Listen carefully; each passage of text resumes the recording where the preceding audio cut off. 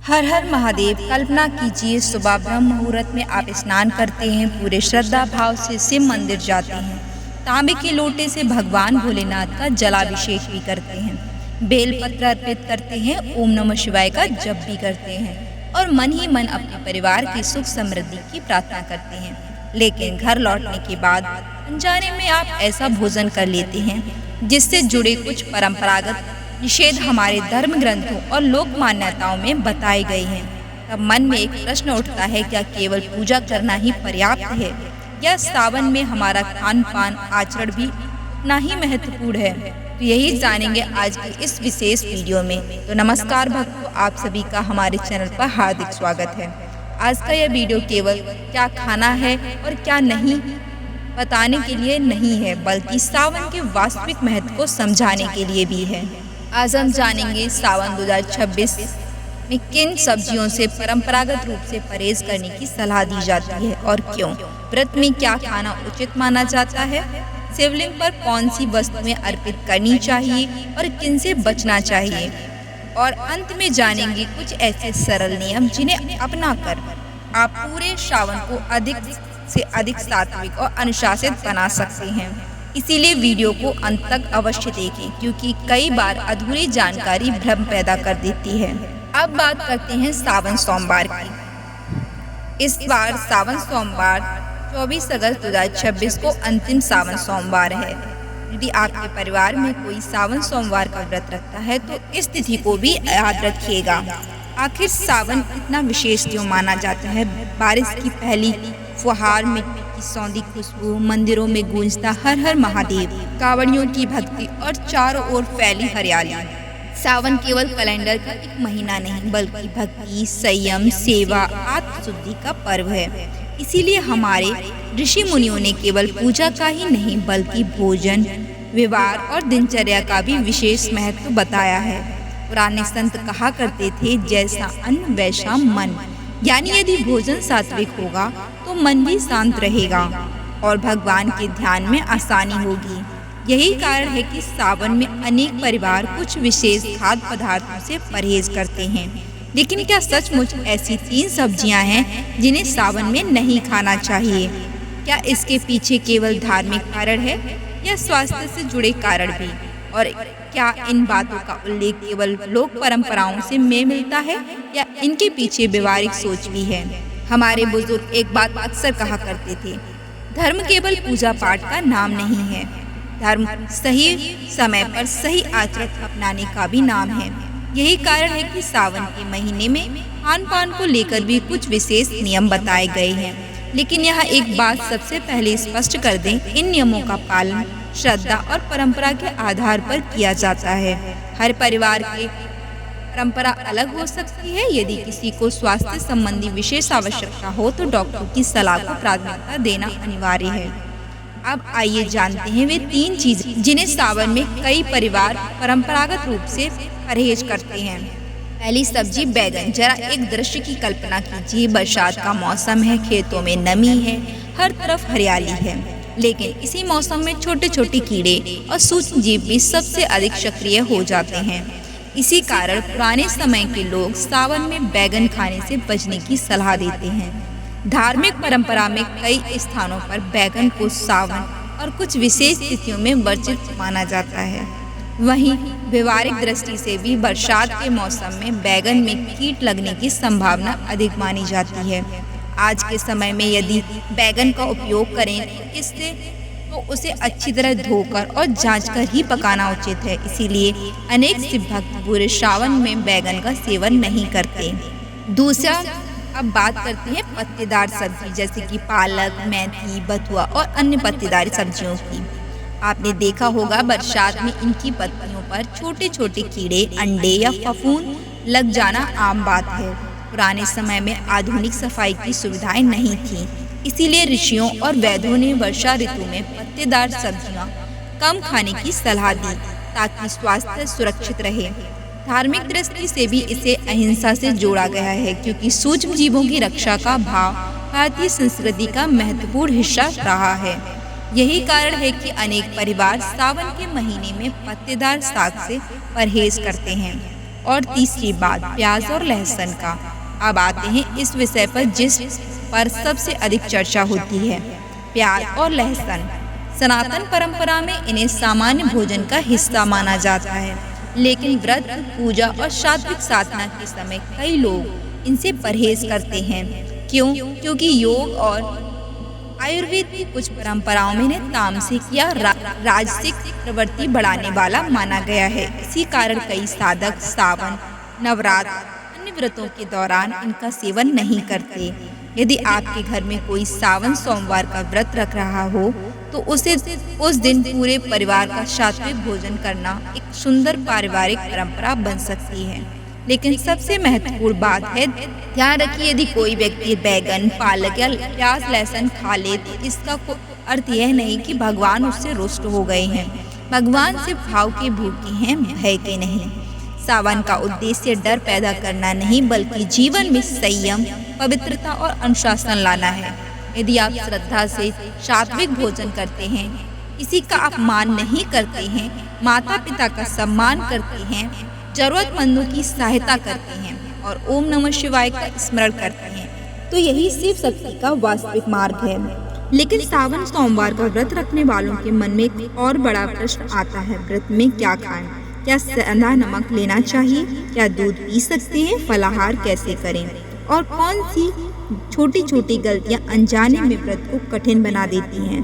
तो भक्तों, एक बार एक बुजुर्ग संत ने किसी युवक से पूछा, बाबा, क्या भगवान सिर्फ तभी प्रसन्न होंगे जब मैं पूरा दिन भूखा रहूं? संत मुस्कुराए और बोले, बेटा, शिव को भूख नहीं, तुम्हारा भाव चाहिए। यदि भूखे रहने से शरीर टूट जाए, मन चिड़चिड़ा हो जाए और क्रोध बढ़ जाए तो वह तपस्या नहीं, शरीर पर अत्याचार है। व्रत का अर्थ है इंद्रियों पर संयम, मन में भगवान का स्मरण और जीवन में सात्विकता। यही सावन का वास्तविक संदेश है। क्या सावन सोमवार का व्रत सभी को रखना चाहिए? तो इसका उत्तर है नहीं। यदि आपकी तबीयत ठीक नहीं है, आप गर्भवती हैं, बुजुर्ग हैं या कोई गंभीर बीमारी या डॉक्टर ने नियमित भोजन करने की सलाह दी है, तो अपनी सेहत को प्राथमिकता जरूर दें। भगवान सिर्फ करुणामय हैं, वे आपकी परिस्थिति जानते हैं। आप व्रत न रखकर भी श्रद्धा से पूजा, जप और सेवा कर सकते हैं। यदि व्रत रखे तो क्या खा सकते हैं? अब बात करते हैं उस प्रश्न की जो सबसे अधिक पूछा जाता है। यदि आप सावन सोमवार का व्रत रख रहे हैं तो फलाहार में अपनी परंपरा के अनुसार ये चीजें ले सकते हैं। मौसमी फल, दूध, दही या छाछ, मखाना, साबूदाना, कूटू या सिंघाड़े के आटे से बने व्यंजन, सेंधा नमक, मूंगफली, नारियल, लौकी या कद्दू जैसे हल्के सात्विक व्यंजन। यदि आपकी व्रत परंपरा से मान्य हो, ध्यान रहे, हर क्षेत्र की व्रत परंपरा अलग हो सकती है, इसीलिए अपने परिवार की परंपरा का सम्मान करें। व्रत में किन किन बातों का ध्यान रखें? तो केवल भोजन बदल लेना ही व्रत नहीं है। यदि दिन भर मोबाइल पर झगड़े वाले वीडियो देखते रहे, लोगों की बुराई करें, गुस्सा करें और फिर शाम को फल खा लें, यह व्रत का उद्देश्य नहीं है। सावन का सोमवार व्रत हमें सिखाता है कि कम बोलना है, मधुर बोलना है, क्रोध कम करना है, भगवान का अधिक स्मरण करना है। तो यही सबसे बड़ा व्रत है। तो क्या पूरे परिवार को सात्विक भोजन करना चाहिए? यदि घर में कोई सदस्य व्रत रख रहा है तो यह बहुत सुंदर बात होगी कि उस दिन पूरा परिवार यथासंभव सात्विक भोजन करे। इससे घर का वातावरण भी भक्तिमय रहता है और व्रत रखने वाले व्यक्ति को भी सहयोग मिलता है। यह कोई अनिवार्य नियम नहीं है, बल्कि एक सुंदर पारिवारिक परंपरा है। एक छोटी सी बात है, लेकिन बहुत ही ज्यादा महत्वपूर्ण होगी। सावन में भोजन बनाने से पहले एक क्षण रुकिए, भगवान को याद कीजिए, फिर भोजन बनाइए और भोजन परोसने से पहले उसका थोड़ा सा भाग भगवान को अर्पित कीजिए। भारतीय संस्कृति में इसे नैवेद्य कहा जाता है। जब भोजन प्रसाद बन जाता है तो उसके प्रति हमारा दृष्टिकोण भी बदल जाता है। बाहर का भोजन करना उचित है। यदि संभव हो तो सावन के महीने में घर का ताजा और सात्विक भोजन ही ग्रहण करें। बरसात के मौसम में बाहर का खुला भोजन स्वच्छता की दृष्टि से भी हमेशा उचित नहीं माना जाता, इसीलिए सावधानी रखना ही बुद्धिमानी है। लेकिन एक बात हमेशा याद रखिए, भगवान सिर्फ केवल इस बात से प्रसन्न नहीं होते कि कि आपने क्या खाया है। वे इस बात से भी प्रसन्न होते हैं कि आपने कैसा जीवन जिया है। क्या आपने किसी भूखे को भोजन कराया है?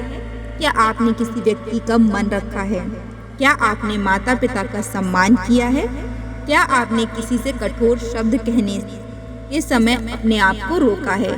यदि इन प्रश्नों का उत्तर हाँ है तो समझिए कि आपकी सावन साधना सही दिशा में आगे बढ़ी है।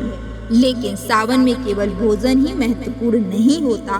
शिवलिंग पर क्या चढ़ाना चाहिए, कौन सी चीजें श्रद्धा पूर्वक अर्पित की जाती हैं और किन वस्तुओं को परंपरा में अर्पित न करने की सलाह दी गई है। साथ ही मंदिर में रखा वह पवित्र जल आखिर किस काम आता है। एक बार एक छोटे गांव में एक वृद्ध पुजारी ने किसी बच्चे से पूछा, बाबा, भगवान शिव को सबसे ज्यादा क्या पसंद है? पुजारी जी मुस्कुराए। उन्होंने शिवलिंग पर चढ़ा हुआ एक छोटा सा बेलपत्र उठाया और बोले, बेटा, भगवान शिव को बेलपत्र नहीं, बेलपत्र चढ़ाने वाले का भाव सबसे अधिक प्रिय है। यही बात हमें कभी नहीं भूलनी चाहिए। भगवान शिव को प्रसन्न करने के लिए सबसे पहले मन को निर्मल बनाना आवश्यक है। पूजा की सामग्री उसके बाद आती है। शिवलिंग पर क्या अर्पित करें? यदि आप सावन में शिव पूजा कर रहे हैं तो श्रद्धा के साथ इन वस्तुओं को अर्पित कर सकते हैं। स्वच्छ जल, गंगा जल यदि उपलब्ध हो, बेलपत्र, धतूरा जहाँ यह परंपरा हो, आग के पुष्प, सफेद चंदन, मौसमी फल, पंचामृत अपनी श्रद्धा के अनुसार। लेकिन ध्यान रखिए, भगवान शिव को महंगी वस्तुएं नहीं चाहिए। उन्हें चाहिए आपका विश्वास, विनम्रता और प्रेम। बेलपत्र चढ़ाते समय इन बातों का ध्यान रखें। बेलपत्र शिव पूजा का सबसे महत्वपूर्ण अंग माना जाता है। परंपरा के अनुसार बेलपत्र स्वच्छ हो, यथासंभव 3 पत्तियों वाला हो, बहुत अधिक टूटा या फटा ना हो। यदि आपके पास केवल एक ही बेलपत्र है तो भी उसे पूरे प्रेम से अर्पित कर सकते हैं, क्योंकि भगवान मात्रा नहीं भावना स्वीकार कर लेते हैं। अब जानते हैं किन वस्तुओं को परंपरा में शिवलिंग पर अर्पित नहीं किया जाता। भारतीय पूजा पद्धति में कुछ वस्तुओं के संबंध में विशेष मान्यताएं प्रचलित हैं, जैसे तुलसी दल। तुलसी माता भगवान विष्णु को अत्यंत प्रिय मानी जाती हैं, इसीलिए सामान्यतः शिवलिंग पर तुलसी अर्पित करने की परंपरा नहीं है। केतकी का फूल पुराणों में एक प्रसिद्ध कथा मिलती है, जिसके कारण अनेक परंपराओं में केतकी का पुष्प शिव पूजा में उपयोग नहीं किया जाता। हल्दी और सिंदूर। कई पूजा पद्धतियों में शिवलिंग पर हल्दी या सिंदूर अर्पित नहीं किए जाते, क्योंकि शिवलिंग को भगवान शिव के वैराग्य और तपस्वी स्वरूप का प्रतीक माना जाता है। हालांकि विभिन्न क्षेत्रों में परंपराएं भिन्न हो सकती हैं। जलाभिषेक करते समय एक छोटी सी सावधानी। क्या आपने कभी ध्यान दिया है इस बात पर? जब शिवलिंग पर जल चढ़ाया जाता है तो वह एक विशेष दिशा से बाहर निकलता है। इसे जलाधारी कहा जाता है। कई परंपराओं में जलाधारी को लांघने से बचने की सलाह दी जाती है। इसी प्रकार जल चढ़ाते समय धैर्य रखें। तेजी से पूरा लोटा उड़ेल देने की बजाय शांत मन से पतली धार में जल अर्पित करें। उस समय यदि मन ही मन ओम नमः शिवाय का जाप करें तो पूजा और भी एकाग्र हो जाती है। क्या दूध से अभिषेक करना आवश्यक है? यह प्रश्न भी अक्सर पूछा जाता है। उत्तर है नहीं। यदि आपकी श्रद्धा है और सामर्थ्य है तो दूध से अभिषेक कर सकते हैं। यदि नहीं तो केवल स्वच्छ जल से किया गया अभिषेक भी पूर्ण श्रद्धा के साथ उतना ही महत्वपूर्ण माना जाता है। कभी भी केवल दिखावे या प्रतियोगिता की भावना से पूजा ना करें। आजकल सोशल मीडिया पर अनेक ऐसे वीडियो मिल जाते हैं जिनमें कहा जाता है, यह चीज चढ़ाओ तुरंत धन मिलेगा, यह उपाय करो अगले दिन चमत्कार हो जाएगा। लेकिन सनातन धर्म हमें यह बताता है कि पूजा कोई सौदा नहीं है। पूजा का उद्देश्य है भगवान से प्रेम, आत्मशुद्धि और ईश्वर के प्रति समर्पण। फल देना या न देना यह भगवान की इच्छा पर निर्भर करता है। हमारा अधिकार केवल कर्म और भक्ति पर है। बात उस पवित्र जल की। लगभग हर मंदिर में आपने देखा होगा एक पात्रा लोटे में जल रखा जाता है। कई लोग उसे देखकर आगे बढ़ जाते हैं, लेकिन क्या आप जानते हैं उस जल में आध्यात्मिक महत्व माना जाता है? क्या उसे घर लाना चाहिए या उससे घर में छिड़काव करना उचित है और उसका सही उपयोग क्या है? अक्सर मंदिर में आपने भगवान के सामने तांबे या पीतल के लोटे में जल रखा हुआ देखा होगा, लेकिन क्या आपने कभी सोचा है आखिर यह जल रखा क्यों जाता है? अगले दिन इसका क्या करना चाहिए? आइए इसे सरल भाषा में समझते हैं। मंदिर में रखे जल का महत्व।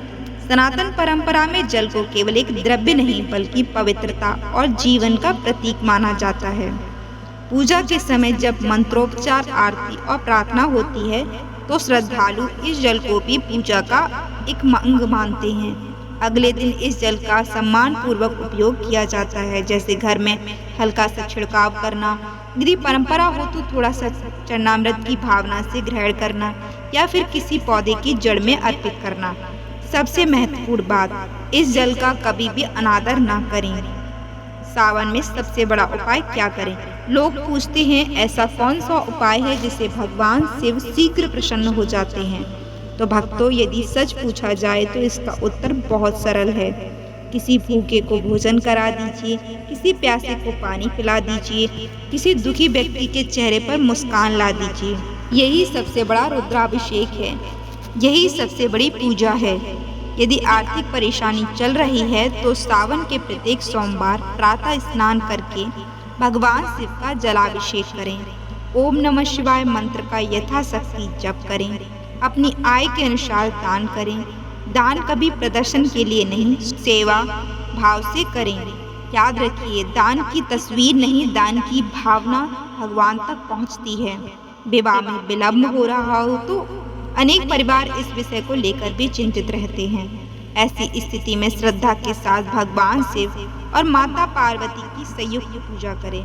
उनसे प्रार्थना करें कि जीवन में योग्य निर्णय और उचित समय प्राप्त हो। साथ ही व्यवहारिक प्रयास भी जारी रखें, क्योंकि भगवान भी उसी की सहायता करते हैं जो स्वयं की सहायता करते हैं। यदि घर में बीमारी या मानसिक तनाव हो तो महामृत्युंजय मंत्र का श्रद्धा पूर्वक जप अनेक भक्तों द्वारा किया जाता है। यदि संभव हो तो प्रतिदिन या कम से कम प्रत्येक सोमवार शांत मन से एक माला जप करें।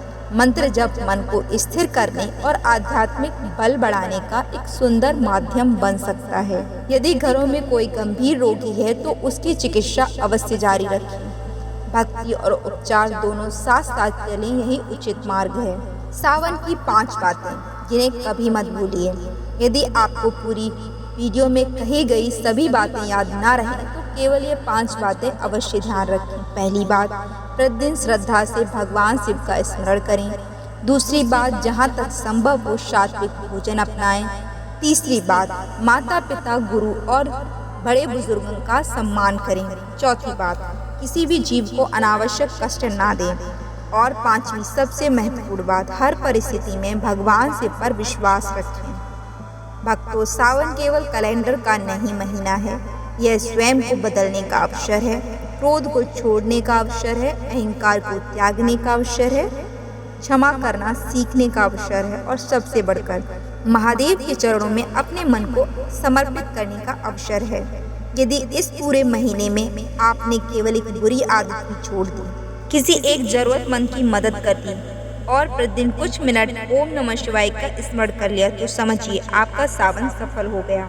यदि आपको ये जानकारी उपयोगी लगी हो तो वीडियो को लाइक करें, अपने परिवार और मित्रों के साथ साझा करें ताकि अधिक से अधिक से भक्तों तक यह संदेश पहुंच सके। और कमेंट में पूरे श्रद्धा भाव से लिखिए, हर हर महादेव। महादेव की कृपा आप और आपके पूरे परिवार पर सदैव बनी रहे। ओम नमः शिवाय। हर हर महादेव।